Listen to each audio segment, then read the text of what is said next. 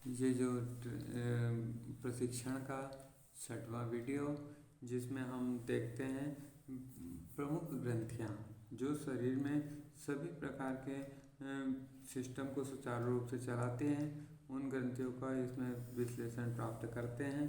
जो अंतःस्रावी ग्रंथियाँ हैं अनेक कार्य को सुचारू रूप से चलाने के लिए अति आवश्यक हैं, जो कि 7 हैं। तो पढ़िएगा भैया एक एक ग्रंथियाँ। अंतःस्रावी ग्रंथियाँ, उनके कार्य। अच्छा, यहाँ से ठीक है, पढ़ो। शरीर में उसमें दिख रहे हैं स्पष्ट। हाँ, पढ़ो। शरीर में 7 अंतःस्रावी ग्रंथियाँ होती है। पहला पिट्यूटरी, दूसरा पिनियल, तीसरा थायराइड, चौथा थाइमस, पांचवा एड्रिनल, छठा पेनक्रियास, सातवां ओवरीज या टेस्टिस। ये ग्रंथियाँ अपना रस शरीर में सीधे खून के द्वारा विभिन्न अंगों तक पहुँचाती है। इन ग्रंथियों से उत्पन्न होने वाला रस का मनुष्य के शरीर में वृद्धि पर प्रभाव पड़ता है तथा यह रस यौवन को संतुलित करता है। इसके अतिरिक्त ये अन्य ग्रंथियाँ को क्रियाओं को नियंत्रित करती हैं। ये ग्रंथियाँ आकार में बहुत छोटी होती है, किंतु इनका मनुष्य के जीवन पर बहुत प्रभाव पड़ता है। ये ग्रंथियाँ शरीर के ठीक मध्य भाग में स्थित हैं। ये ग्रंथियाँ आपस में एक दूसरे की सहायक होती है तथा इनका आपस में घनिष्ठ संबंध है।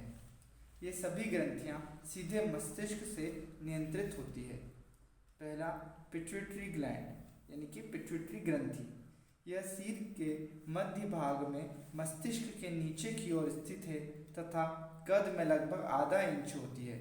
इसकी विशेषताओं के कारण इसे रानी ग्रंथि भी कहते हैं, यानी कि क्वीन ग्लैंड। यह ग्रंथि बाकी सभी ग्रंथियों को नियंत्रित करती है। शरीर की वृद्धि में इस ग्रंथि का विशेष महत्व है।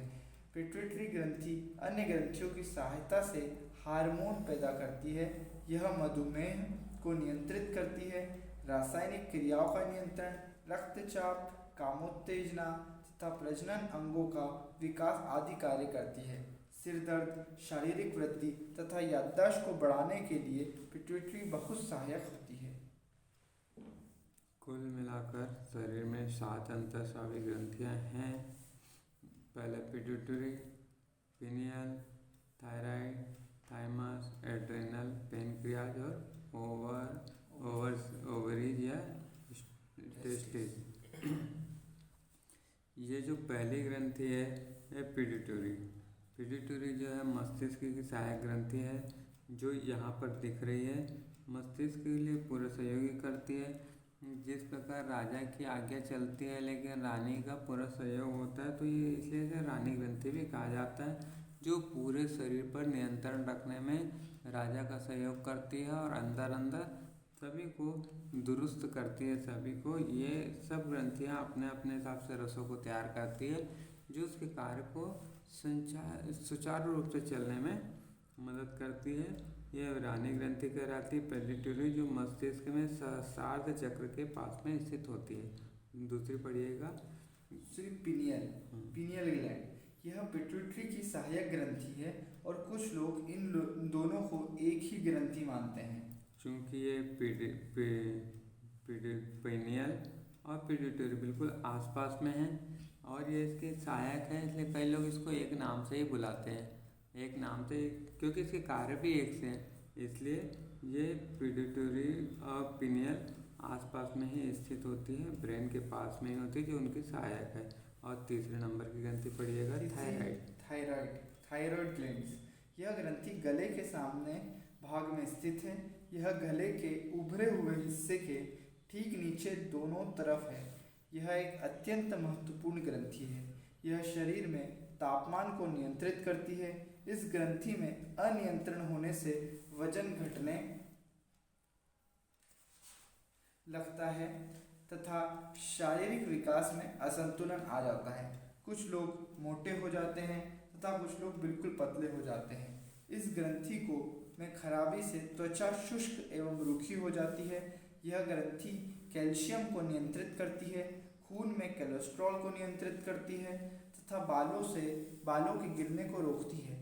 हड्डियों के विकास में यह सहायक होती है। इसमें आयोडीन की मात्रा होती है इसमें खराबी होने से मनुष्य अत्यधिक सुस्त हो जाता है। बोन टीवी, लकवा, चेहरे की सूजन तथा घुटने का दर्द भी थायराइड की खराबी से हो सकता है। पैराथायरॉयड ग्लैंड यह थायराइड ग्रंथि के पीछे की ओर दोनों तरफ स्थित है तथा थायराइड की सहायक होती है। ये जो तीसरी ग्रंथि है उसका नाम थायराइड है, जो गले के उभरे हुए हिस्से के आजू बाजू होती है, जो ये दिख रही है सामने। ये जो सामने दिख रही है थायराइड ग्रंथ है। पैराथायराइड थायराइड अलग अलग है क्या? नहीं, उसी को मतलब सेकेंडरी नाम भी है, जिसका ये तापमान को नियंत्रित करती है। तापमान से ही कोलेस्ट्रॉल, ब्लड संबंधी समस्याएं और बहुत सारी समस्याएं इससे ठीक होती हैं। थायराइड के ज़्यादा कार्य करने से आदमी को भूख कम लगती है और वो दुबला पतला हो जाता है और कितने ही खाए पिए शरीर में लगता नहीं और वज़न कम होते जाता है, पतला दुबला हो जाता है, गले का हिस्सा काला पड़ जाता है। और थायराइड कम काम करने से शरीर मोटा हो जाता है और भूख खूब लगती है, नींद खूब आती है। तो थायराइड से कोलेस्ट्रॉल वगैरह भी कंट्रोल होता है, जो विशुद्धि चक्र से रिलेटेड होता है। और ये बाकी ठीक नीचे यहाँ पर होता है, कोलेस्ट्रॉल को नियंत्रित करना या शरीर की गर्मी को एडजस्ट करना, ये जितनी बीमारियाँ लिखे ये सब के लिए थायराइड ग्लैंड पे हमें कार्य करना होता है। और आगे चलते हैं, थाइमस ग्रंथि को पढ़ते हैं। चौथी है थाइमस ग्लैंड्स। यह ग्रंथि थायराइड के ठीक नीचे तथा हृदय के ठीक ऊपर स्थित है। यह ग्रंथि बच्चों के शारीरिक विकास में विशेष सहायक होती है तथा जनेंद्रियों के विकास को नियंत्रित करती है। यह बच्चों में बीमारियों से लड़ने की प्रतिरोधक शक्ति पैदा करती है। यह ग्रंथि प्रायः 14 से 15 वर्ष की अवस्था में स्वतः लुप्त होती है। इसके न लुप्त होने की अवस्था में मनुष्य में विकार आ जाता है। ये जो थाइमस ग्रंथि है ये शरीर में बहुत तेज़ी से विकास के लिए, शरीर के और मस्तिष्क के विकास के लिए उपयोगी है। और यह बिल्कुल सीने में, चेस्ट में बीचों बीच में स्थित है, जो कि लंग्स के साथ में कार्य करती है। ये सीने के बीचों बीच में थाइमस ग्रंथि, जो बहुत तेज़ी से विकास में काम आती है, खासकर बच्चों के लिए, जो 14-15 वर्ष की उम्र के आसपास अपने आप गायब हो जाती है। अगर गायब ना हो, उसका कार्य बंद ना हो, तो शरीर में विकृतियाँ बहुत सारी उत्पन्न होती हैं। इसलिए ये मेन 14 से 15 वर्ष तक ही काम करती है, बाकी समय कार्य नहीं करती। ये ग्रंथि शरीर को पूर्ण रूप से बढ़ाने में, दिमाग को बढ़ाने में कारगर होती है। ये थाइमस ग्रंथि है जो लंग्स के साथ चेस्ट में स्थित होती है। चलो आगे पढ़ते हैं। एड्रिनल यह शरीर में पीछे की ओर दोनों किडनियों के ठीक ऊपर टोपी के आकार की ग्रंथि है। यह हृदय की क्रिया को स्फूर्ति देती है, जनेंद्रियों के विकास पर प्रभाव डालती है, पाचन क्रिया में सहायक होती है, आत्मविश्वास बढ़ाती है, शरीर में पानी की मात्रा, सोडियम की मात्रा तथा श्वास नलिका में स्नायु को नियंत्रित करती है। इसमें खराबी से सूजन, जोड़ों में दर्द, स्नायु दुर्बलता, शरीर में कमजोरी आ जाती है तथा रक्तचाप कम हो जाता है। ये जो एड्रिनल ग्रंथि है ये किडनी के सहायक ग्रंथि है।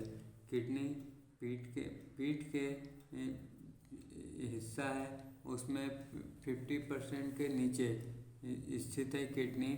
उसके किडनी के साथ में एक ग्लैंड्स होती है एड्रिनल, जो कि किडनी का ही सहयोग करती है और किडनी के जैसे ही कार्य करती है। जब किडनी संबंधी जो समस्या आती है उसमें अपन एड्रिनल ग्लैंड पर भी कार्य कर सकते हैं, या एड्रिनल ग्लैंड की समस्या के लिए किडनी से एडजस्ट कर सकते हैं और किडनी से एड्रिनल उसको भी कर सकते हैं। इसकी भी पावर कोल्ड ही है, कोल्ड बढ़ेंगे तो इसकी भी पावर बढ़ेगी, कोल्ड घटेगी तो इसकी भी पावर कम होगी।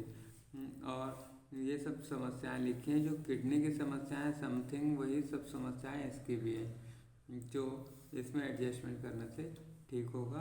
अब आगे ग्लैंड देखते हैं, पेनक्रियास।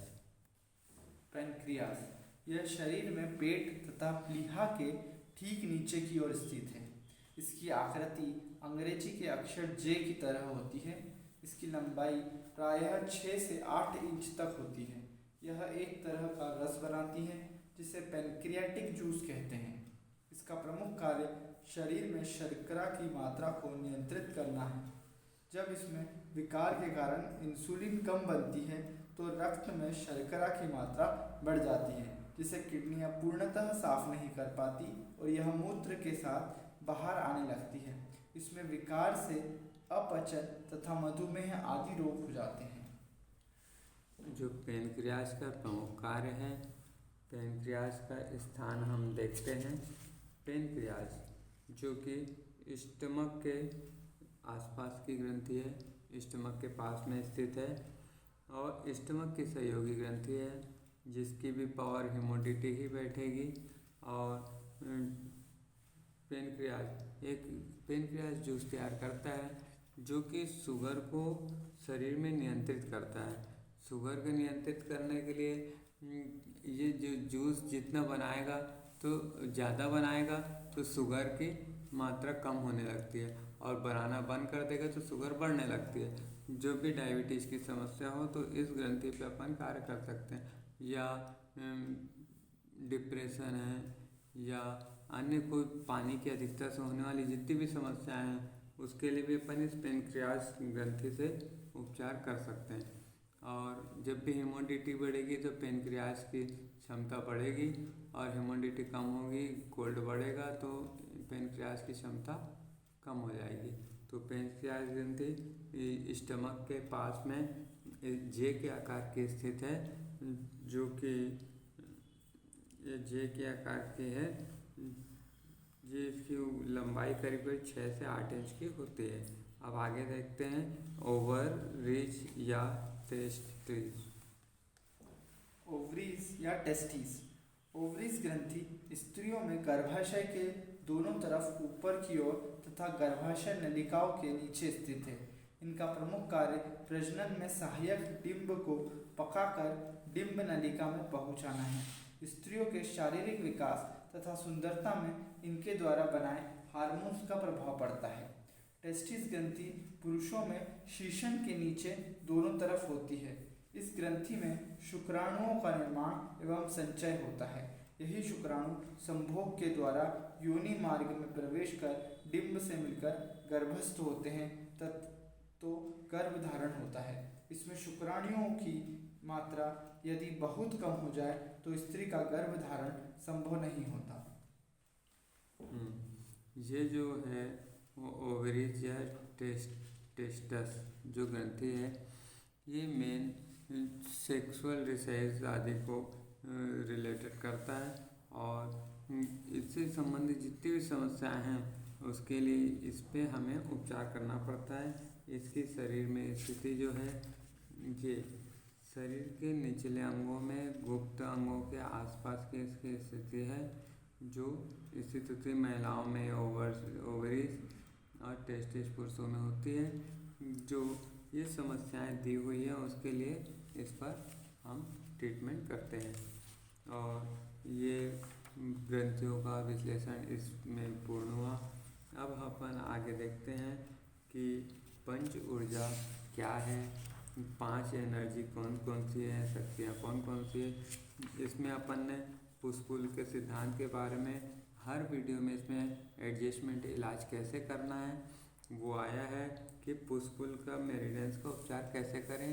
तो जिस मेरिडियंस की जो एनर्जी बढ़ी है उसे कम कर सकते हैं, पहला तरीका। दूसरा तरीका, उसी मेरिडियंस की अपोजिट एनर्जी को कम ज़्यादा करके एडजस्ट किया जा सकता है। तीसरा तरीका, उसके जो सहायक जो है अपोजिट उसी साइज की, मेल साइड की मेल में, फीमेल साइड की फीमेल में, उससे भी एडजस्ट किया जा सकता है। और तीसरा तरीका, जो यांग जो फीमेल साइड की जो समस्या है उसको उसी पावर की, उसी एनर्जी के यीन साइड, मतलब मेल साइड से भी एडजस्ट किया जा सकता है। इसको कम करके इसको ज़्यादा करना या इसको कम करके इसको ज़्यादा करना, ये मुख्यतः 3 तरीके से इसका उपचार की पद्धति है। बियोल मैग्नेट में या पुश पुल मेरिडियंस में ये ध्यान रखने की बात है, जब आपकी एनर्जी का प्रभाव सामान्य हो जाए तो उपचार बंद कर दीजिए, और जब असामान्य होने लगे तो फिर उपचार कर लीजिए। और सामान्य होने के बाद में उसके उपचार की आवश्यकता नहीं होती, अन्यथा इसके दुष्प्रभाव हमें प्राप्त हो सकते हैं। इसलिए किसी रोगी का इलाज करने के बाद में उसे थोड़ी देर बैठाया जाए, उसे चेक किया जाए कि इसके प्रभाव क्या हो रहा है। अगर उसको अपने किसी एनर्जी को बढ़ाने या घटाने से सामने वाले को असामान्य लग रहा है, समस्या आ रही है, तो उसे तुरंत निकाल दिया जाए, और निकालने के बाद में उसे फिर दूसरे तरीके से देखा जाए कि समस्या क्या है। तो अब आगे देखते हैं पंच ऊर्जा क्या है।